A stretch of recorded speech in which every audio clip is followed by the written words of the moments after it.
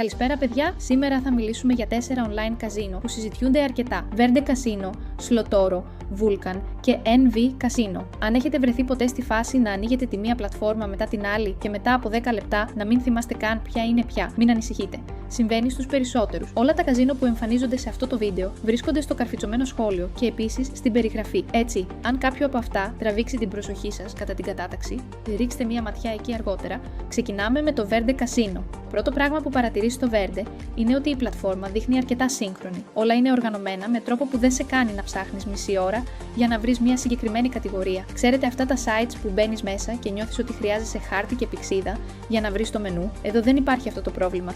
Η πλοήγηση είναι απλή και τα παιχνίδια χωρίζονται σε κατηγορίες που βγάζουν νόημα. Αυτό ακούγεται σαν μικρή λεπτομέρεια, αλλά στην πράξη κάνει μεγάλη διαφορά. Η συλλογή παιχνιδιών είναι αρκετά μεγάλη και περιλαμβάνει διαφορετικά είδη. Από κλασικά slots μέχρι live casino επιλογές για όσους προτιμούν πιο διαδραστική εμπειρία. Επίσης, η πλατφόρμα λειτουργεί ομαλά σε κινητό, κάτι που σήμερα θεωρείται σχεδόν απαραίτητο.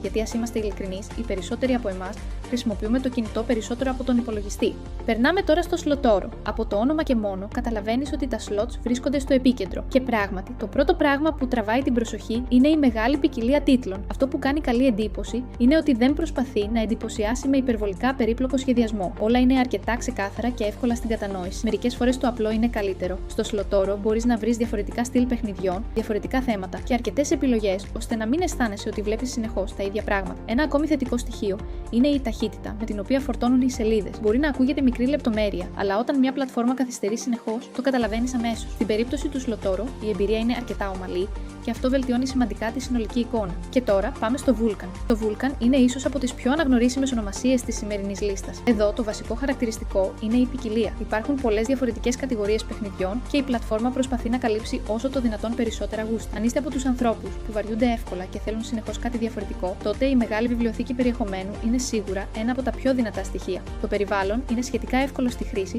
και οι βασικές λειτουργίες βρίσκονται σε σημεία που είναι εύκολο να εντοπιστούν. Ένα ακόμη σημείο που ξεχωρίζει είναι η παρουσία live παιχνιδιών, τα οποία αποτελούν δημοφιλή επιλογή για πολλούς χρήστες. Γενικά, το Vulcan δίνει την αίσθηση μιας πλατφόρμας που προσπαθεί να προσφέρει πολλές διαφορετικές επιλογές κάτω από την ίδια στέγη. Και φτάνουμε στο τελευταίο όνομα της λίστας μας, το NV Casino. Το NV Casino ακολουθεί μια αρκετά σύγχρονη προσέγγιση στον σχεδιασμό. Από την πρώτη στιγμή φαίνεται ότι έχει δοθεί προσοχή στην εμφάνιση και στην εμπειρία χρήσης. Το περιβάλλον είναι καθαρό.